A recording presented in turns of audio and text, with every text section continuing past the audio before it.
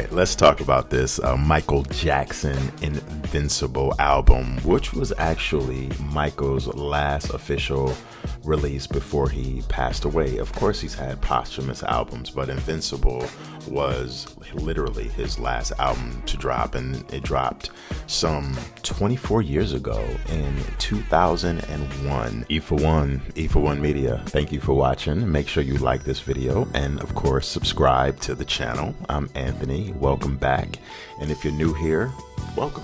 When the album came out, it was a different time and different landscape in R&B music and music in general.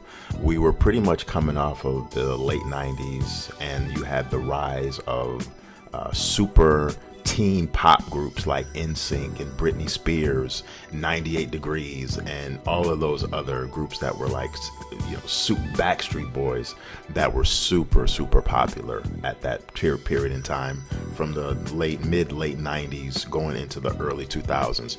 So the landscape of music was changing, and then the R&B landscape was definitely changing, because there was a shift from older acts like the Michael Jacksons of the world. And it was literally ushering in, no pun intended, but ushering in new groups and new acts like Usher, who rose to stardom in the early 2000s, and Alicia Keys, some artists like that. So I can think of many other artists that came up. You had the neo soul movement alone, which had younger and brand new acts like Music Soul Child, Jill Scott, Erykah Badu. Even though she came out in the late 90s, she was on her rise. D'Angelo, so Dwele, artists like that. The music scene was definitely changing from the 90s going into the early 2000s. So when Invincible came out, Michael Jackson had a huge hill to climb for a number of different reasons.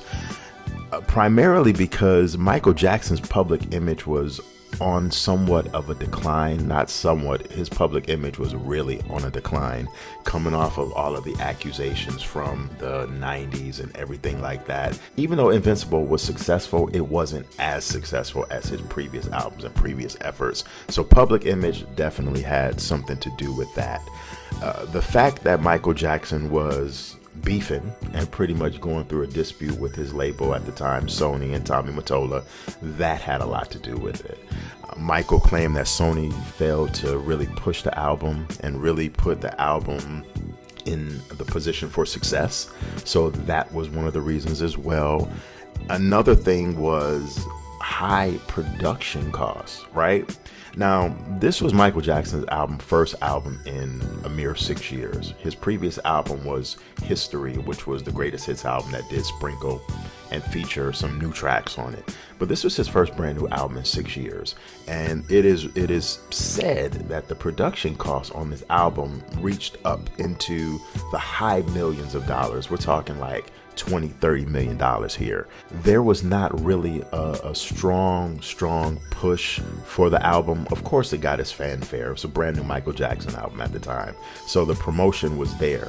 But I do truly feel that Sony did not do the album is just due. There was very few music. There was only one music video displayed for the album, which was Rock My World. That was the only music video. When have you known Michael Jackson to release an album and only come out with one music video? There was not a world tour. The lack of promoting the singles and the songs off of this album, I felt like the momentum of that first single didn't get followed up with a second video.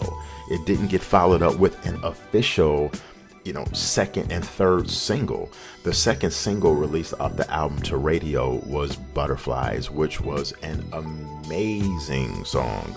Butterflies to this day was one of Michael Jackson's best songs. And I'm going to go on record by saying that there were multiple songs on that Invincible album that was some of Michael Jackson's best work. The 4 singles, in my humble opinion, that should have been released off of that album and should have gotten a single treatment and released as a single, and also more importantly video treatment, and should have gotten music videos behind them, were of course Rock My World, which we did get that. Number 2 should have been Butterflies. Number 3, Heaven Can't Wait, which was an amazing song. But to me personally, the best song on that album was Break of Dawn. Break of Dawn is one of Michael Jackson's best songs of all time. It just gives you that early Michael Jackson feel to it. Break of Dawn gives me that human nature, just sanctuary, serenity feel to it. I feel that Break of Dawn and Heaven Can't Wait should have been the 3rd and the 4th single. Break of Dawn talks about the beautifulness of a relationship, and you won't just stop loving this woman until the break of dawn. You're going to keep thrusting and going to the break of dawn. And then Heaven Can't Wait could have easily followed up with that. And the meaning behind the song Heaven Can't Wait, tell the angels no, I don't want to leave my baby alone. I don't want nobody else to hold you. It's the chance I'll take. Heaven can't wait. You're talking about how you can't live without this woman and you need her in your life.